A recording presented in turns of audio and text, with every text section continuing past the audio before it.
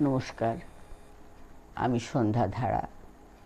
আমার চ্যানেল সত্যের জয়ের প্রিয় শ্রদ্ধেয় গুণীজনের প্রতি আন্তরিক অভিনন্দন জানিয়ে আমার নিবেদনে স্বরচিত কবিতা দেবতাদের দেবতা। এই দেশের গঙ্গার উৎসমুখ পর্যন্ত নির্বিঘ্নে মানুষ মন্দির করে চলেছে আজও। সাধু সন্ন্যাসীর সংখ্যাও ক্রমবর্ধমান। হাজার হাজার গল্প কাহিনী তাদের নিয়ে। পরিব্রাজকরা তাদের দিনলিপি নিয়ে বই লিখে দেশ বিদেশে বিখ্যাত হয়ে উঠেছে।